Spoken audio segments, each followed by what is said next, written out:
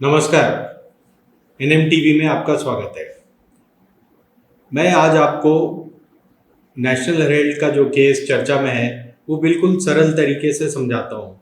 इसमें हम किसी भी लॉ, किसी भी कंपनी एक्ट या पीएमएलए की बात नहीं करेंगे।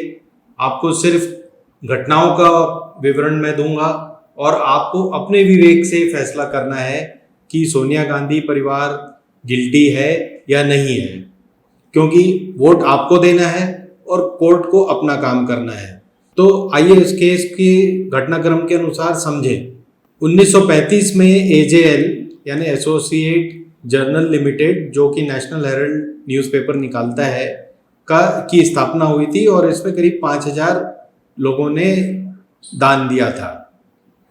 1957 में इसके करीब 1057 शेयर होल्डर्स थे, जो कि ज़्यादातर फ्रीडम फाइटर थे, और नेशनल हेराल्ड पेपर निकलता रहा। समय बीतता गया और जिस नियम के तहत बाकी न्यूज़पेपर्स को बहादुर शाह जफर मार्ग पे ज़मीन मिली, उसी नियम के तहत नेशनल हेराल्ड को भी ज़मीन का अलॉटमेंट हुआ। इसमें यहाँ आपको ज्ञात होना चाहिए कि Indian express, times of India, patriot, ऐसे बहुत सारे पेपर्स को उस बहादुर शाह जफर मार्ग की पट्टी पर ज़मीन मिली, जहाँ आज सारे न्यूज़पेपर फ्लीट स्ट्रीट के नाम से जाने जाते हैं। तो ये तो हुई कालांतर की बात। फिर बात आगे बढ़ते गई। 2005 तक आते आते नेशनल हेराल्ड का बिकना बिल्कुल बंद हो गया और एम्प्लॉयज़ के ड्यूज, सैलरीज और न्यूज़पेपर छापने के पैसे, ये वो करते आउटस्टैंडिंग करीब 90 करोड़ का नेशनल हेराल्ड के ऊपर हो गया। अभी तक नेशनल हेराल्ड के ओनर, क्योंकि नेहरू जी के बाद वो कांग्रेस का ही पेपर माना जा रहा था, इसलिए कांग्रेस की पार्टी ही नेशनल हेराल्ड को अपना पेपर मान के चला रही थी। तो 2005 में राहुल गांधी को किसी ने ज्ञान दिया कि आपको अपनी पूरी प्रॉपर्टी की रक्षा करनी चाहिए, जिसकी की कीमत अब करीब 2000 करोड़ रुपए हो गई है।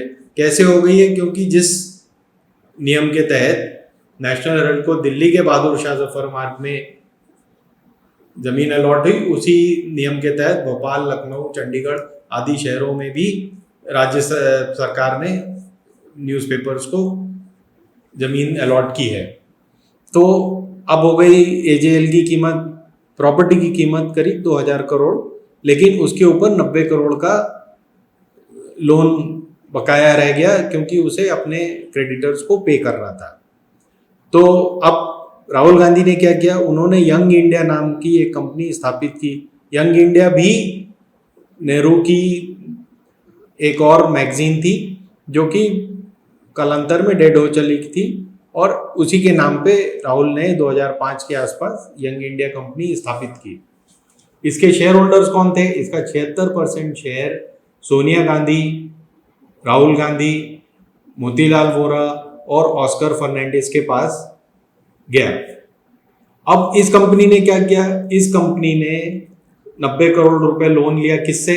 कांग्रेस पार्टी से। तो पार्टी फंड से ये 90 करोड़ का लोन यंग इंडिया को दिया गया, जिन्होंने एजेएल की सारी जो आउटस्टैंडिंग डेट्स थी उनको क्लियर किया, एम्प्लॉयज़ को पैसा दिया, और इस तरह से एजेएल अब यंग इंडिया के नाम पे ट्रांसफर हो गया। यंग इंडिया कंपनी ने 50 लाख रुपए कांग्रेस को वापस दे दिए और बाकी का 89.5 यानी 89.50 लाख रुपए कांग्रेस पार्टी ने राइट ऑफ कर दिए।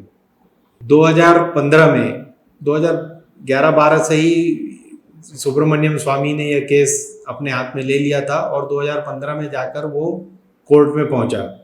तो अब स्वामी का कहना यह है कि 5 लाख की रजिस्टर्ड कंपनी यंग इंडिया कैसे 2000 करोड़ रुपए की एसेट वाली कंपनी की मालिक बन गई। अब इसका काउंटर आर्ग्यूमेंट सुनिए, कांग्रेस का इस बारे में क्या कहना है। एजेएल के 90% जो डोनर या शेयर होल्डर्स थे 1957 से, उनमें से ज़्यादातर की 90% की करीब डेथ हो चुकी है और 2005 तक शनै शनै जो 1957 में 200 रुपए की जमीन थी, वो करीब 2000 करोड़ की हो गई। और अकेले ही एजेएल को ये जमीन सब्सिडी पे नहीं मिली है, इसी सब्सिडी का फायदा बाकी न्यूज़पेपर्स को भी मिला है। जैसे इंडियन एक्सप्रेस ने तो अपना पारिवारिक बंटवारा भी उस जमीन पर कर लिया है, जो उन्हें शायद 2-2.5 रुपए 5 रुपए स्क्वायर फीट पे मिली थी, और आज उसकी कीमत 2 लाख रुपए स्क्वायर फीट है। तो कांग्रेस ने या एजेएल ने या यंग इंडिया ने ऐसा कोई काम नहीं किया है कि उन्होंने गवर्नमेंट की सब्सिडी प्राप्त कर ली हो। कांग्रेसियों का कहना है कि ना तो किसी ने पैसा लिया ना दिया, तो उनका ना लिया ना दिया से मतलब यह है कि ना कांग्रेस ने यंग इंडिया को पैसा दिया और ना यंग इंडिया ने किसी और को यह पैसा ट्रांसफर किया। जो 90 करोड़ रुपए उनके पास आया था, उससे एजेएल के डेट साफ किए गए और उनके एम्प्लॉयज के पैसे वापस लौटाए गए। तो पीएमएलए कहाँ से आता है इसमें? पीएमएलए तो मनी लॉन्ड्रिंग के बारे में है, तो इस चीज पर लागू नहीं होना चाहिए।